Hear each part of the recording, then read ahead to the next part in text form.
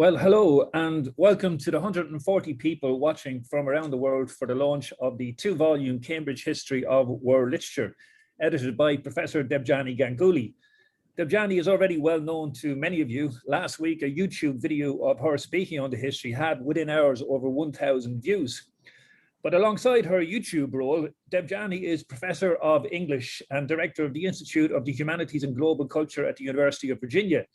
She's author of This Thing Called the World, the contemporary novel as global form, and Case Colonialism and Counter-Modernity. And with Professor Francesca Orsini, a panelist today, she is co-editor of our new monograph series, Cambridge Studies in World Literature and Culture. We'll publish our first titles in the series later this year, and that's Rowan Cantor's South Asian Writers, Latin American Literature and the Rise of Global English. Other titles soon after that will be Sarah Quesada, the Afro-Caribbean Heritage and Latinx Literature, and Levi Thompson, Reorienting Modernism, Mapping a Modernist Geography Across Arabic and Persian Poetry. So this event is a double celebration of all that Debjani and Francesca have done for CUP on world literature. We, that means me, CUP, the series authors, have all benefited from their extraordinary knowledge and intense behind-the-scenes dedication.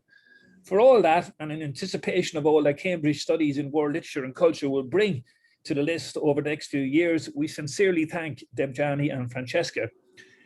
But today is very much about Debjani and the Cambridge History of World Literature. The Cambridge History is our oldest publishing genre, and it's our flagship genre.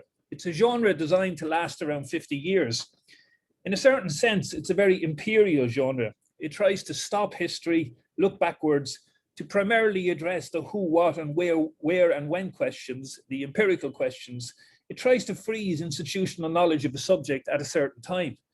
Now, clearly that is impossible or desirable with world literature, and Debjani addresses this question directly in her magisterial 40-page introduction, a hugely ambitious piece of writing that is surely destined to become a key critical text for the field.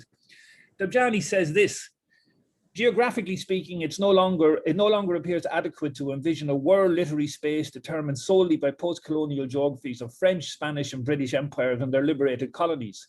The fall of the Berlin Wall and the collapse of the Soviet Imperium have reconfigured Europe and Central Asia, generating in the process new literary constellations and new ideas of world literature. No less significant has been the global impact of a vocal, visible, and non-territorial demographics of the Muslim world, urging comparatives to engage actively with writing from the Middle East, Central Asia, and North Africa. These 2 volumes and 48 global contributors are testament to Debjani's extraordinary command of her subject and her vision for it.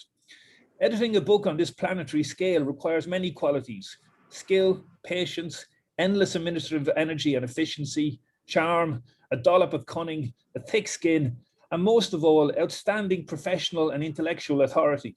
All of that and more Debjani has in droves. We are in her debt, and that isn't something said for the occasion. This book has come together remarkably smoothly since we first discussed it in 2017. After 4 years of America First and in an age of Brexit, I'm just thrilled to have this global cosmopolitan project on the CUP list to publish for 180 countries around the globe. As Debjani puts it, the book offers a capacious rubric that functions across the chasms and crossroads of various literary fields. Our sincere thanks for constructing this capacious rubric go to her 48 contributors, and it's a delight to have 3 eminent representatives of that global team on our panel. I already mentioned Francesca. She's a literary historian at the University of London School of Oriental and African Studies, working on the literary cultures of South Asia in world literature.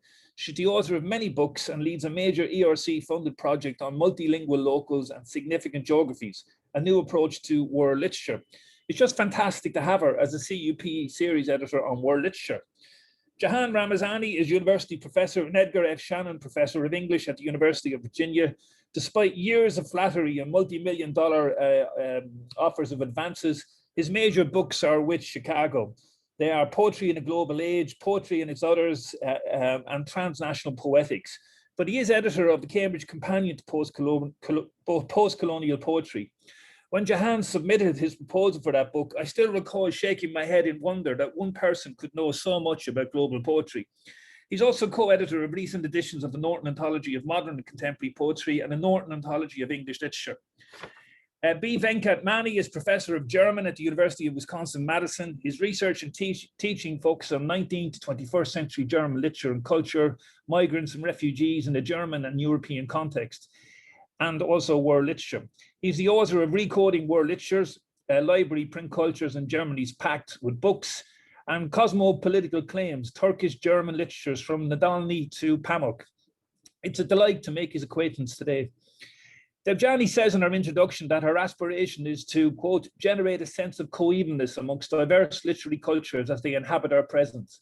The Cambridge History of World Literature offers a model of literary history soberly attuned to our times. Today, we celebrate and explore, soberly, alas, the masterly fulfillment of those aspirations, and we register our gratitude and respect, our admiration and affection for Professor Debjani Ganguly for all her work on this monumental project. Enough of me, Debjani. Thanks so much for your generous introduction, Ray.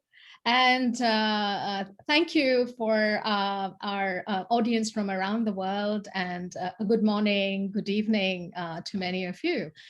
Ray, thanks for commissioning these volumes and entrusting me with the monumental responsibility of collating and shaping them.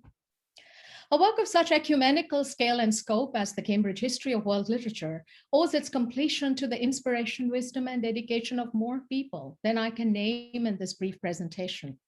The three panel speakers, Francesca Orsini, Jahan Ramazani, and B.Venkat Mani, have been generous interlocutors throughout, and I'm delighted they can join us today. The extraordinary contributors, 48 of them, readily agreed to pour their specialist knowledges into this endeavor that spans 6 continents and 29 literary traditions. It has been a joy and privilege to learn from and with them. In what follows, I offer a brief overview of the volumes. We will then hear from our 3 panelists, and we'll be happy to take some questions towards the end. World literature dwells in our time and in times past. As a treasured heritage of artistic expression in oral and written forms, it is an indelible part of the story of the evolution of human civilization. As a scholarly field, however, world literature has had a rather sporadic presence in the disciplinary landscape of modern universities, surging and receding in accordance with political and socio-cultural transformations. Throughout modern history, articulations about world literature as a cosmopolitan ideal have sporadically emerged alongside geopolitical crises, wars, and revolutionary social movements. The post-Napoleonic era for Goethe, 1848 for Marx, the 1905 colonial partition of Bengal for Rabindranath Tagore, the Spanish Civil War for Pablo Neruda and W.H. Auden, Nazi-era Europe for Erich Auerbach and Victor Klemperer, and the Israel-Palestine conflict and decolonial movements for Edward Said are well-known instances, as are various Cold War internationalisms, including the Afro-Asian Bandung internationalisms and Russo-Soviet alternatives to Euro-American modernisms, evident in the writings of contemporary scholars like Galin Tihanov, Monica Popescu, and Harsha Ram.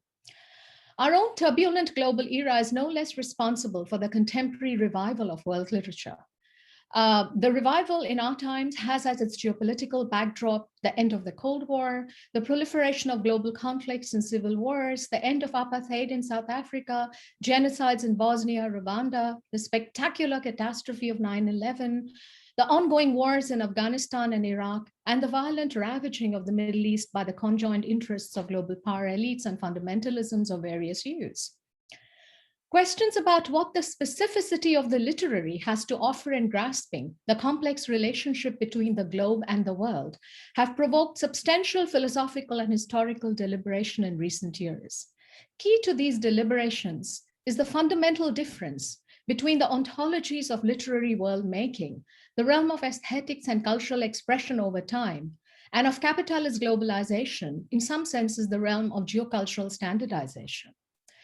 The longue durée of the former reanimates questions about the play of temporalities in our global present that is of particular significance to a literary historian. 2 overarching questions have shaped these volumes: who and what the world is to which world literature refers and is constituted by, and the second, What constitutes the ground of universalism for literary historians today? Universalism is a risky enterprise in our times, as we all know. The Cambridge History of World Literature originates in the idea that world literature is neither all literatures of the world, nor merely a canonical set of globally successful literary works in a handful of world languages, nor is it the literary analog of capitalist globalization, where all literary traditions are rendered fungible within a single market. We see world literature rather as an emergent field that engages seriously with the place and function of literary studies in our global era and the historicity of global literary endeavors in eras prior to our own. Our contemporary conjuncture is epistemologically different from the historicism of 19th and early 20th centuries that valorized second-order observation to resolve the problem of perspectivism. This involved leaving the past behind us, of affirming that the ground of knowledge was also the ground of a fundamental rupture with past life forms. The present was a narrow temporal strip, but one open to an infinite future. The topology of literary history today is marked by the disappearance of this epistemic ground, as Hans Gumbrecht reminded us in 2008 in an essay, "Shall we continue to write histories of literature?" The now of our knowledge worlds is crowded by simultaneous pasts that are not only not dead, but that vigorously question the narrow cultural horizon of the present. The reanimation of world literature by its philological antecedents from both Western and non-Western cultures registers these shifts in the epistemological ground of literary history. The emergence of the idea of world literature, in parallel with the rise of philology, as one of the three key epistemes in the human sciences in the 19th century, has been remarked upon by many historians, the other two being comparative anatomy and political economy, or the knowledge of labor, life, and language, as Foucault writes in The Order of Things. The philological revolution transformed the idea of language as a transparent medium of knowledge to language as a prime object of knowledge imbued with historicism.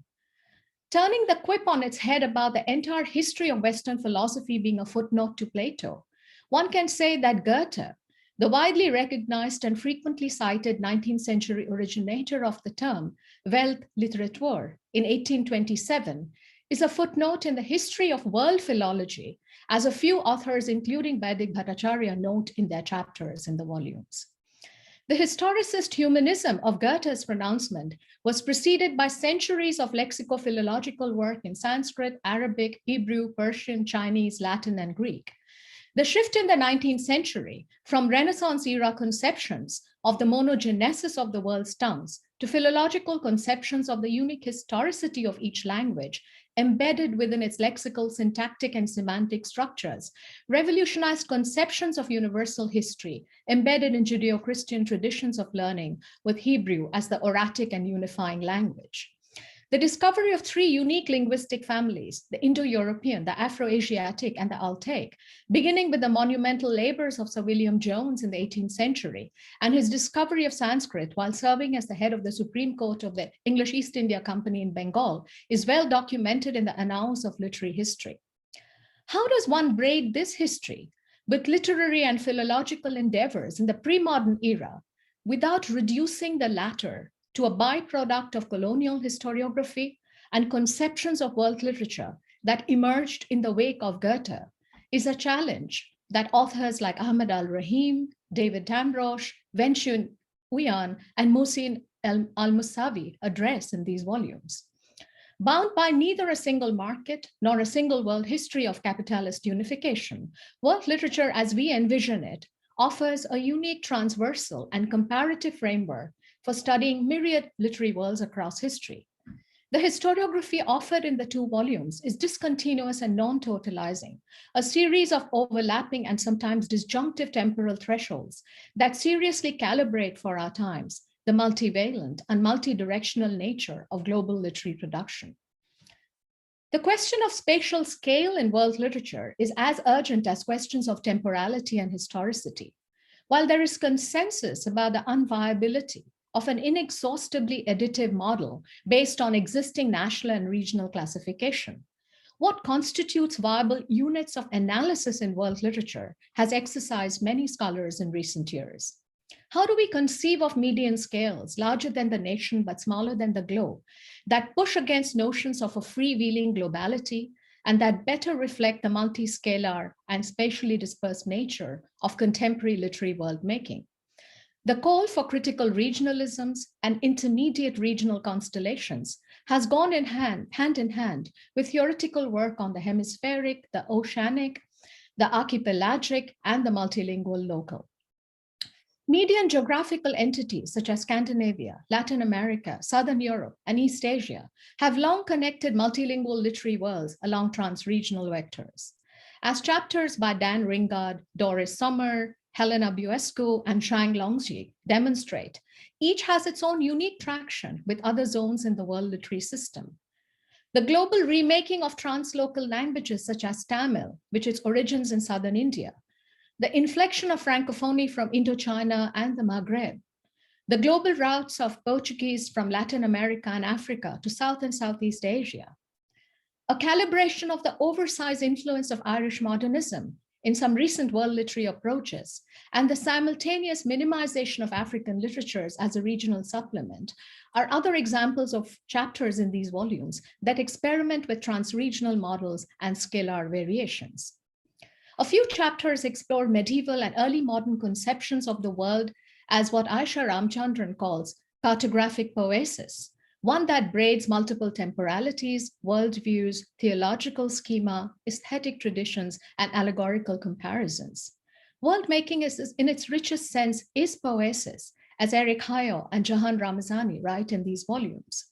It is also in its contemporary iteration, a cartographic endeavor that reconfigures scales of literary comparativism beyond the nation.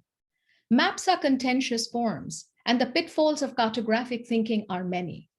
Nevertheless, literary map-making can be nomadic and serendipitous, as Andrea Bachner's chapter on Latin American and Chinese crossings, and Michael Hill's chapter on Chinese Azerites in Egypt demonstrate.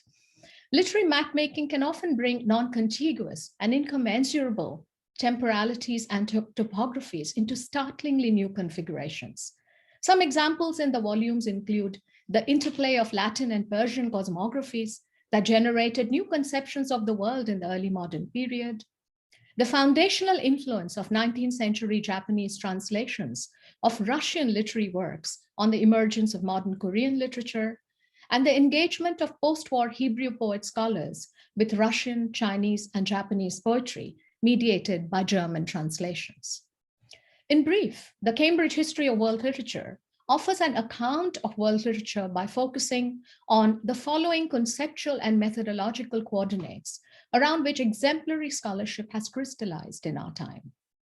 Literary texts and traditions that have an active life beyond their origins and that cross linguistic, national, and regional borders, polycentric theorizations of world and world making, comparative methodologies that relativize European diffusionist models and that highlight networks and convergences across a diverse range of literary cultures.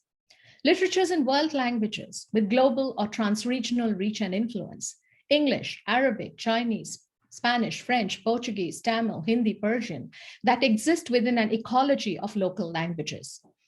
Cartographies of literary world-making beyond the nation, such as the oceanic, the hemispheric, the antipodean, the archipelagic, the transregional, and the multilocal. Translation as a key analytic, and the recognition of its central role in enabling global literary exchanges across history. Preoccupation with scales, systems, and canons.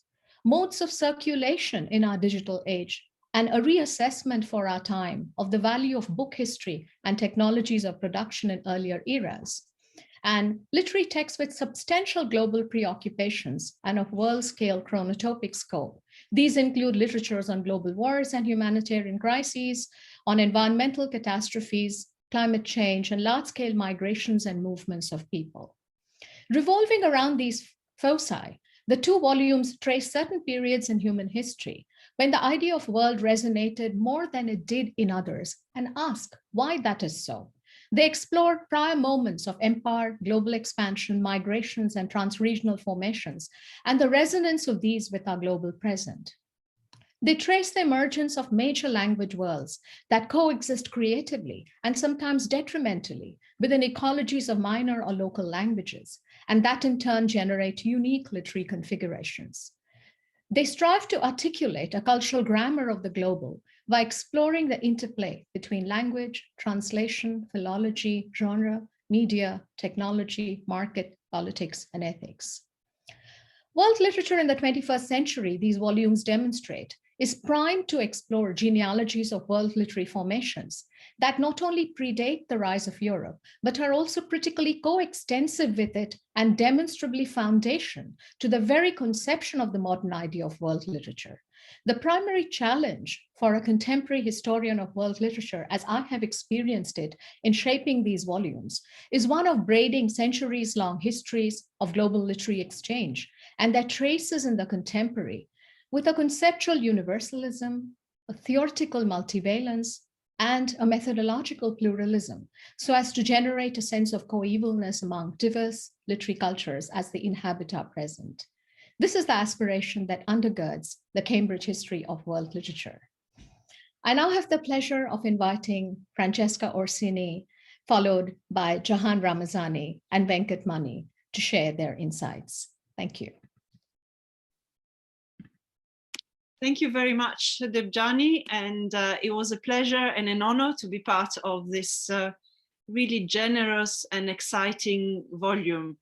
Debjani's phrase, "the now of our knowledge worlds is crowded by simultaneous pasts that are not only dead, but that vigorously question the narrow cultural horizon of the present," for me really encapsulates both what world literature can do and a history of world literature can do, and also what I try to do in my contribution from the perspective of India or South Asia more generally, and to reflect on what doing or what thinking or what engaging with world literature from the location of a particular literary culture, which has a very long and complex and multilingual history entails, which of course is not that of slotting, trying to slot India or South Asia within an existing global framework, but really trying to say, okay, what can we add?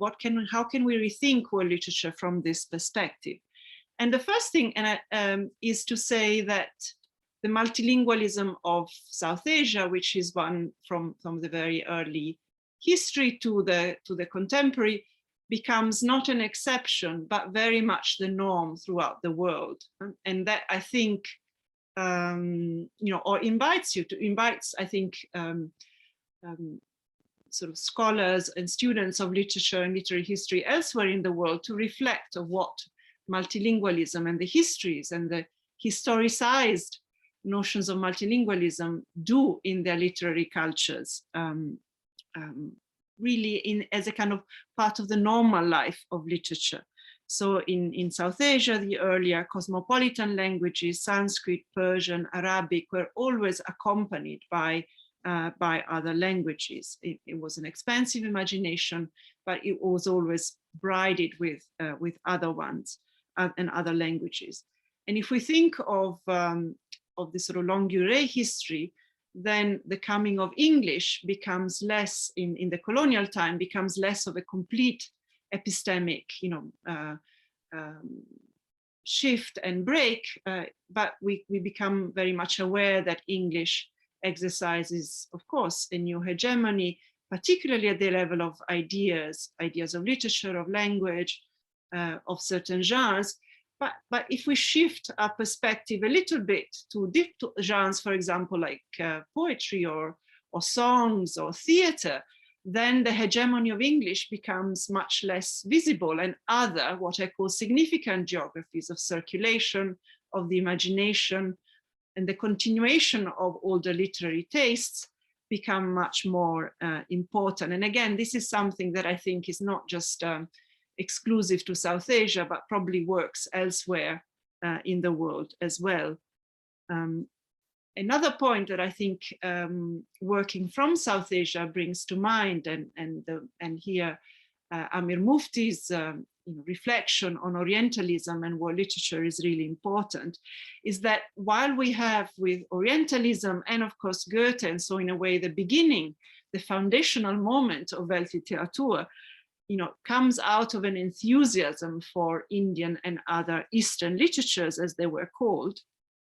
At the same time, what Orientalists sort of paid attention to was really ancient literatures. That's what they liked and what they projected as literature, Eastern literatures, and their place in world literature. And so at the same time, and we just have to look at the early compendia of world literature in German, in English, in other languages. Indian literature there is only in Sanskrit or in Pali or in Prakrit. And basically, so interestingly, this inclusion and making visible of literatures from India, but also from Japan or China and so on, makes invisible, invisibilizes, not just in the case of India, the whole almost millennium of Persian and Persianate literatures, but also modern literature. And what that does in the kind of denial of coevalness, I think, is something that has very long consequences for world literature. So I think I'll actually stop here. That's so doing world literature from South Asia then means thinking about multilingualism embodied in people, in places, in text, in long histories, thinking about the coming of English or French colonial languages as, of course, important, but not the beginning and end, but inviting, in fact, to think about what geographer Doreen Massis would say, other stories and other trajectories, and thinking about what processes of inclusion, like that of Orientalism, really bring, but also invisibilize. Thank you. Thank you, Francesca. I now invite my colleague, Jahan Ramazani, to talk about comparative poetics. Jahan. Thank you, Debjani, and thank you, Ray, for this, including me in this wonderful event. It's launch of this incredibly exciting piece of work. When Debjani asked me to write an essay for this grand compendium, I have to say that I was immediately attracted to the idea, and yet also maybe a little bit hesitant. It wasn't because of Debjani asking me, but it was the question, to what extent did I really want to affiliate myself with the world literature brand, as it were? How we all kind of define our professional identities in part through the umbrella terms that we adopt. And I guess as a poetry scholar and a postcolonialist, I've been arguing in my book, Poetry in a Global Age, against various approaches associated with world literature, the distant reading model, since if you're reading poetry at a distance, you're probably not really reading it as poetry, the diffusionist singular modernity and world systems theory models that shed little light on poetry's complexly dialogic, multi-layered, polytemporal dynamics and textures, the circulation models that sometimes elide long histories embedded in the specificities of poetic form and language. But as you'll see when you read Debjani's powerful paradigm-shifting introduction, one of the great achievements of the Cambridge history is to blow apart these associations, vastly opening up the field to multiple genres, literatures, temporalities, approaches. Notwithstanding the terminological purists who guffaw when you adopt a supposedly contaminated label, post-colonial just recapitulates colonial domination, or transnational just reinforces the national, or global is inextricable from global capital, there are no perfect terms. As we ought to have learned from post-colonial literature, texts and terms and categories always come trailing histories, and one of the challenges for writers of all kinds is to remake them for new purposes. So I ultimately was intrigued by the opportunity to try and figure out how I might help bring poetry studies in a satisfactory way, along with other scholars, into this animated conversations that are going on in world literary studies. Another potential stumbling block, though, for me was the translation debate, polarized between pro and anti-world literature, those arguing in a famous phrase that world literature is literature that gains in translation, and those arguing against world literature with an emphasis on untranslatability and incommensurability. The gains model seemed to me hard to square with at least lyric poetry's obvious losses in translation, and yet conversely, the against model risked maybe underestimating poetry's migratory journeys across national, historical, and cultural differences. So I hope my contribution might be to help bring the tools of comparative poetics to bear on world literature, attention to poetry's distinctive literary histories and capacities in different languages, while at the same time attending to its translingual circulation. Looking at a series of examples in different languages, I hoped it might be useful to disaggregate the more and the less translatable facets of poetry. Rumi's poetry, for example, purveys in the West the kind of wit, ecstatic states, and homely wisdom that have made, astonishingly, a Muslim Persian writer a bestseller 800 years after his birth, very far from his place of origin. At the same time, comparative analysis of the syllabic and sonic structures of Persian, in contrast to, say, English and French, illuminates the musical dynamics and wordplay, what Ezra Pound called melopeia and logopeia, that Rumi only provides his readers in Persian. And I think about ghazal, like one that starts off, just you hear the sounds of, va che birango bineshan ke manam, ke bebinam maro chinam ke manam.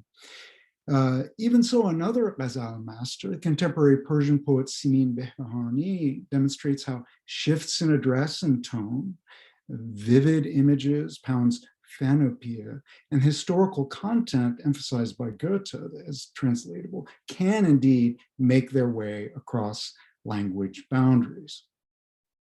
So with these facets disaggregated, maybe multi-layered translation needs to replace the one-to-one translational norm, what Paul Ricoeur calls the fantasy or ideal of the perfect translation, especially as electronic tools like hypertext make available a menu of translational options, say the sonic and semantic, the source and target, the literal and creative.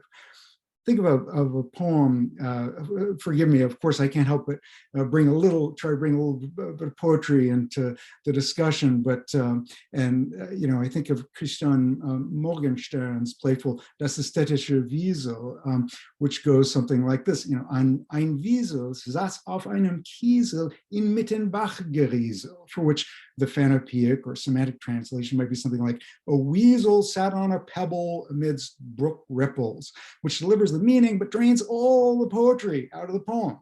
Better captured in something like Max Knight's a mink sipping a drink in the kitchen sink, or a lizard shaking its gizzard in a blizzard. Similarly, what about lyric poems in tonal languages, which contemporary US poet like Maidevang plays on in poetry that code stitches English with Hmong words that sound identical to the untrained ear, but are utterly distinct in meaning? What about various East and Southeast Asian fixed forms, which, as I discovered while trying to teach my students to write in them as we sailed on semester at sea en route to Vietnam, can be redeployed in English, replicating their kind of complex staircase-like end and internal rhyme patterns in forms like the Vietnamese Luc Bat and Song Tat Bat, but without the prescribed alternation, obviously, of flat and sharp syllables. Or beyond sound and wordplay, think about syntax, how a poem like Horace's Fifth Ode, Quis multa gracilis te puer in rosa, is able to denote its addressee, Pyrrha, that te enclosed in a double enclosed, double garland-like word picture because of this incredible syntactic flexibility of a highly inflected language that allows for the chiastic form of double hyperbaton with nouns widely separated from their adjectives. And yet, as we think about Milton trying to bend English syntax toward a Latinate flexibility, or about a poet like T.S. Eliot, who published a number of poems in French because of the importance for him of the specific affordances of French verse, poems he himself never translated, such as this a wonderful global romp, mélange adultère de tout, in which he styles himself a kind of, je m'en foutiste. It's precisely because poetry is often wound around the intricacies of the language in which it's written that poets have paradoxically been inspired to create forms analogous to those of the source language they're translating, thereby creolizing and hybridizing the target language's poetics. So I'll end with Kashmiri, and one last example, a Kashmiri American poet deeply inspired by Eliot, Agha Shahid Ali. He suggests in the first line of a ghazal, the only language of loss left in the word is Arabic, that some aspects of poetry may be lost in English translation, melopea, logopea, syntax, and various literary techniques peculiar to poems in these various languages. And yet, the second line of Ali's couplet wryly indicates, these words were said to me in a language not Arabic. It's actually possible to learn something about Arabic's uniqueness in a language other than Arabic. And indeed, some aspects of poetry can survive and even thrive in translation: phanopia, narrative, poetic address, tonal shifts, affectivity, and so forth, not to mention fixed forms that you can partially adapt, ghazal, haiku, but octosyllabic line, all of which can be studied and taught and to some extent practiced in various languages.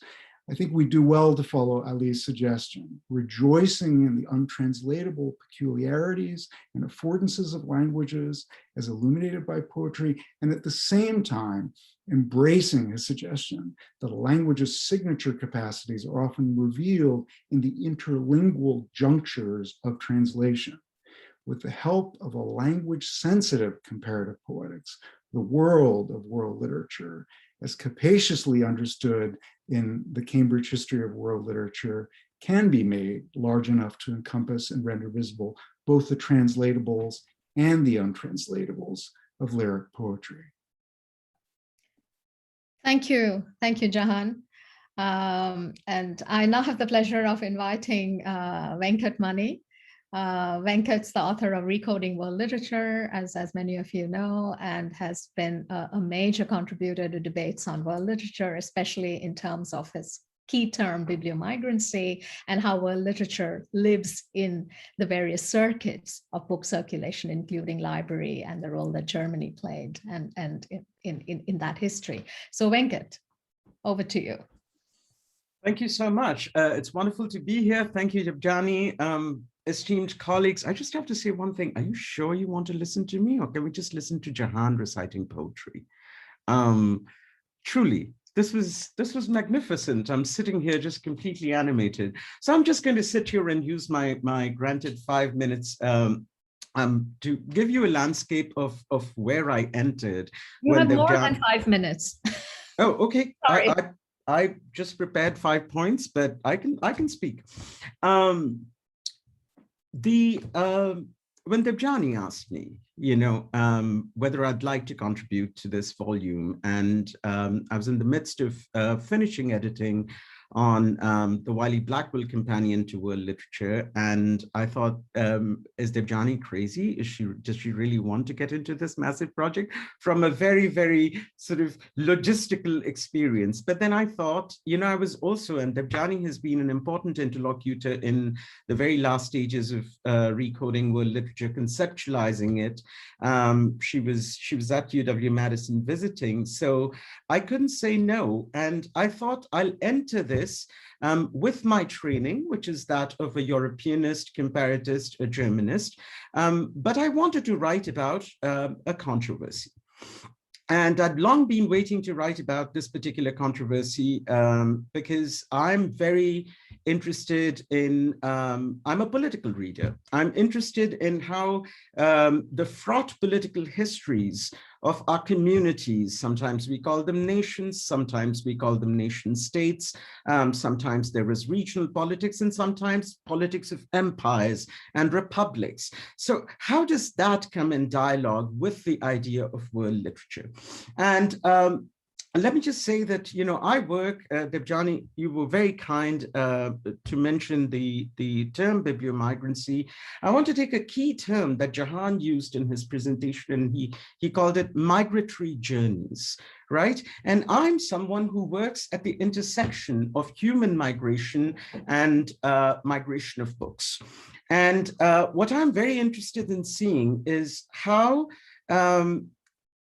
the migration of human beings, and that migration can be either a physical migration, as in the 20th century, or through, the way we understand migrants and refugees and the building of nation states, or it's through the migration of ideas, through translation, through cross-continental access to books, access to ideas, how the two of them sort of intersect and give us a different way of conceptualizing the term world literature, the term literature, and the world itself. So my focus, as all of the esteemed colleagues have spoken just now, you might have noticed, there was a focus on authors and authorship and, poets and writers. I'm more interested, my world of world literature is the world of readers. And so I wanted to actually get out of, and this is something I teach as well, that literature was not written for professors and university, students of literature. Literature was written for a much larger public sphere. And so I was, with the Germany book, with Recoding World Literature too, I was very interested in knowing how these readerships were created, starting with Goethe's moment, right? What role, and that led me to finding out that libraries, periodicals, it was the age of the Enlightenment, right? And Francesca has written beautifully about periodicals and magazines, how periodicals, how magazines, how lending libraries, how subscriptions to certain book series, how they made literature accessible to the public, and accessible to the public when the literacy rates were growing, right? So that became part of this journey. And what I found out was in the fraught history of Germany, as Germany becomes sort of the case study, from a place that is yet to be called Germany, right, in the early 19th century, and going through the unification in 1871, the interwar period, the two world wars, the nationalization of the term world literature through the Nazis, then the two divided catalogs of world literature, East and West Germany, all the way to reunified Germany and the European Union. What happens to this transformation of world literature? But through readers and readerships. And that was my entry point also into taking up the challenge that Debjani presented me with in this history of world literature, right? So for me, what becomes important is not just authors and authorships and models of what gets translated, and definitely not, by the way, this is with due respect to all of the university professors, I'm one too. But what I want to say is, publishers, librarians, translators, what is called reading group leaders. There is a whole big life of literature that exists beyond the university classroom, and that's where the government comes into being. Okay, so that's where the role of the state, what is the role of the state in manipulating the term world literature, in creating this term, but also in twisting it, nationalizing it, providing access to books, but also withholding access from books. That became my central question in trying to conceptualize this essay, which became my contribution to the volume, which is essentially called The Indian Republic and its Reading Publics. And it's bracketed between two controversies, one starting with Prime Minister Modi deciding to give the Bhagavad Gita to all major national leaders, and now it's part of the, Francesca was talking about the visibility, invisibility, right? So this is visibilizing Bhagavad Gita, great text, by the way, but reducing the entire catalog of Indian literatures to this one book, right?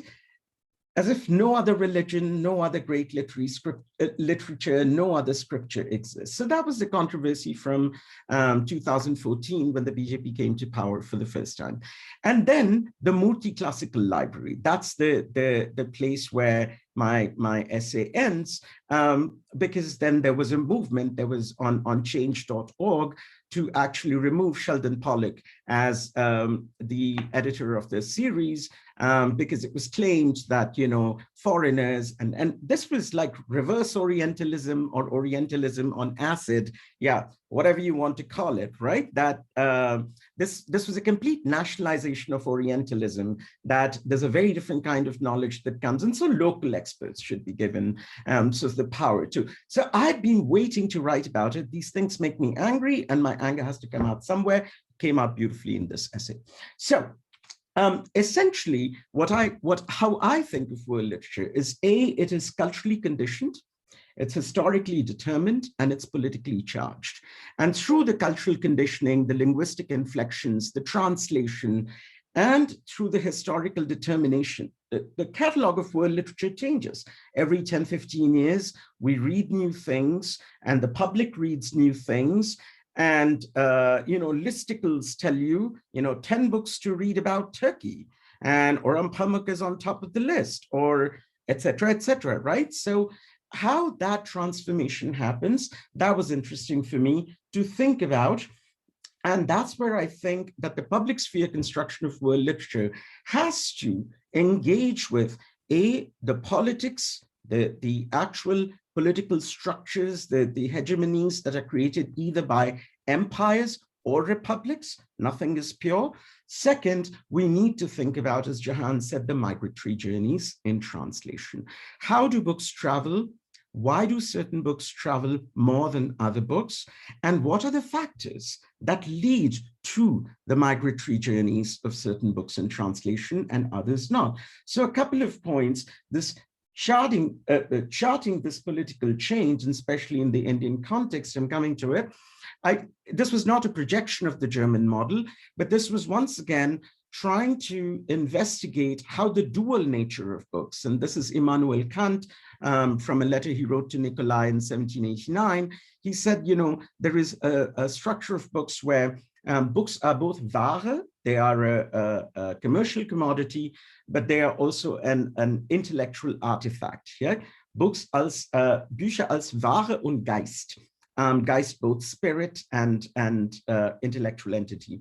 So how that becomes part of the creating of the readership, that's where I thought could be an interesting conversation for this, a contribution to this volume.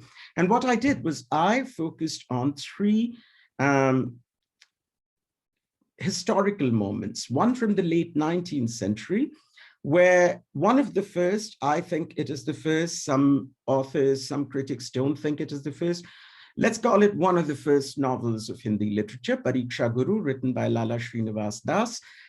It's translated as The Tutelage of the Trial, and it's a fantastic novel about high-end consumerism at the end of the 19th century. That's the best way to describe it. And the protagonist goes through, all of the trials and tribulations. But that novel actually translates from everyone, from Rabayat Umar Khayyam to Shakespeare to, he's reading contemporary British literature, and all of it is translated. And the preface is actually telling the readers how to read a novel. So he's actually creating a typographical, Srinivas Das is creating a typographical cheat sheet as to how to read a paragraph. When does a paragraph end? When does it begin? What does a comma mean? What does a full stop mean? Etc., etc. This is creation of readership. So I take that moment at the height of the British Empire, right? Colonial era, when this novel has arrived in India, print cultural landscape. Francesca has written beautifully about that. Then post 1947, when UNESCO creates a list of world literature and asks all post-colonial governments, newly independent governments, to send them what they consider the most representative works of literary criticism. The Bhagavad Gita is not there.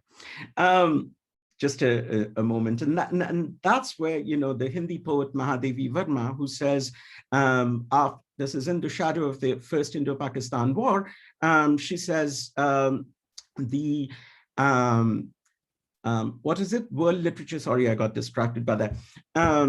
कि विश्व साहित्य के जो कार्य हैं, यानी जो कृतियां हैं, the works of world literature, वो प्रत्येक के होने के लिए ही हर एक के लिए हैं.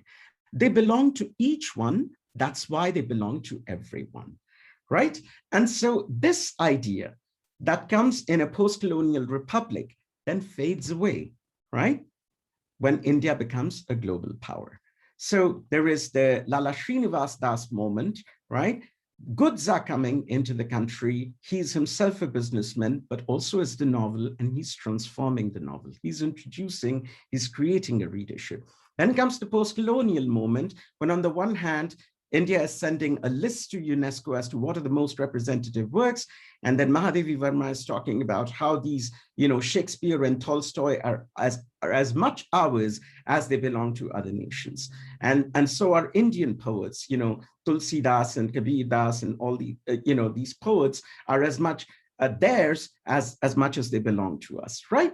And then comes a moment of this multi-classical library where suddenly the government and the acolytes of the government say, oh no, there is, we are the authority, right? So this is very sort of what happens, these kind of censures, the list of unwanted books, the lists of unwanted authors that I saw in catalogs after catalogs of Germany during the National Socialist period. And then traces of that I saw in the multi-classical library, you know, with this very Brahmanical vision of who can translate and who can comment, etc., etc. I wanted to write about that. So I'll wrap up here by saying just two things. First, if we think about the world, if we think about the term world literature with all of its inflections, right?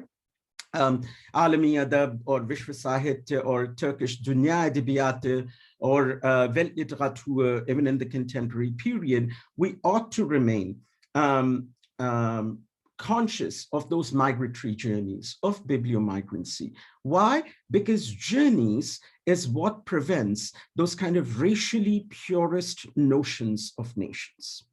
And that is why we ought to remain vigilant of the term untranslatability too. It's a very helpful term, but for me, if you think about the multi-classical library, untranslatability can actually come with with a trace, with a breath of purism to it. And as those, you know, we've lived through Transamerica, as those histories of migrations are being erased, consciously erased, to create these homogeneous notions of nations within the readerships, we need to think about, as readers, both inside and outside of the university classroom, as readers, we want to reclaim those histories of migrations, reclaim those journeys through translations. Why? Because this pact with books, right? This pact with books is a very fragile pact with books. And we ought to protect that. It's not just a matter of free speech or censorship. It's our right to read. It's our right to literacy, whether in translation, whether in original. Thank you. Thanks, Venkat, for that deeply passionate and presentation as always. And, you know, translation itself is a precarious poesis, as we know.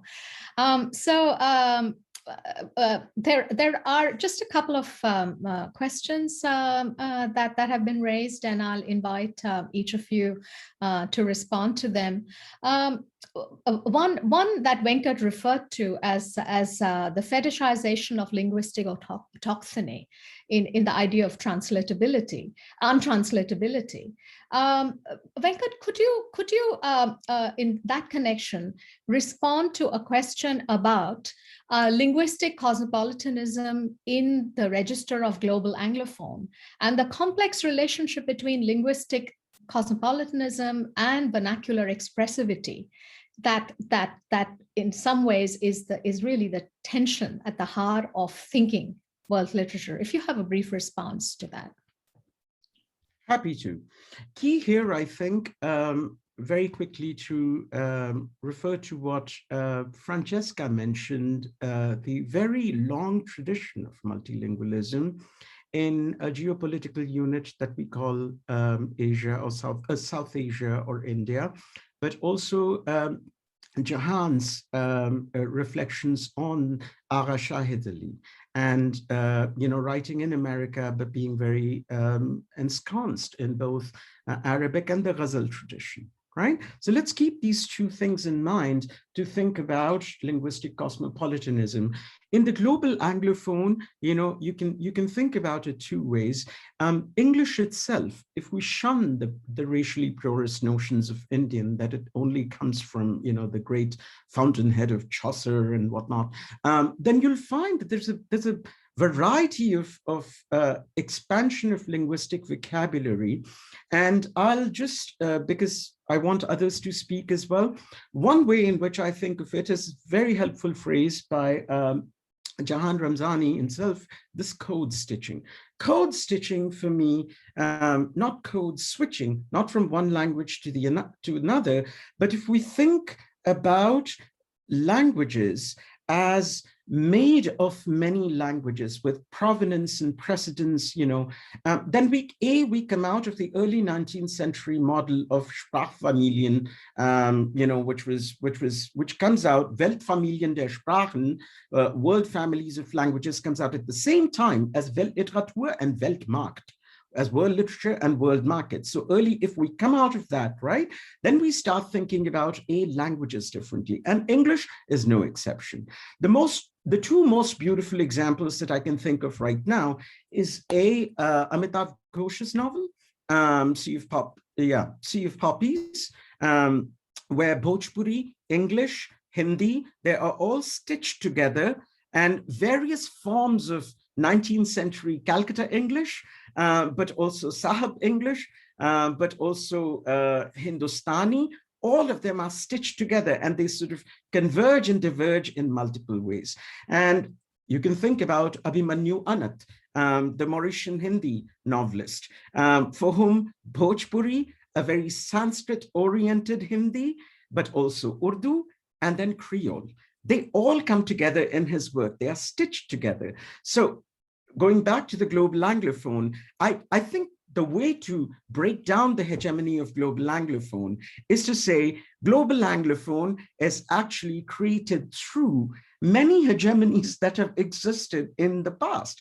I mean, think about Persian as the language of the court, for the very long time in the South Asian continent, or think about, officially Hindi as there's always a stress between North and South, etc. So I'm not getting into this debate, but the idea is, we need to think about English itself, much as we think about German, as a conglomerate of many, many different languages, and now including Arabic words. Turkish has made a very strong presence in German. We cannot deny that. It's one of the most important languages of Germany today.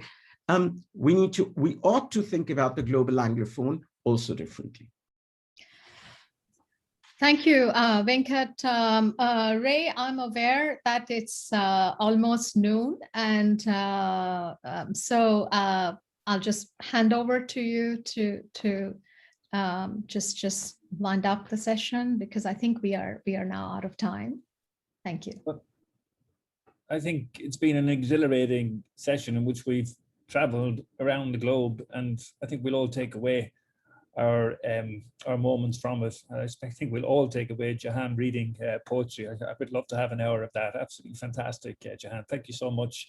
But let me just thank all the panelists again. It really is, after the last 4 or 5 years, it's just terrific to have a book like this on the literature list in 2021. We're deeply grateful to everyone who's made it possible, most of all to Professor Debjani Ganguly, who is a force for good on the CUP list and elsewhere too.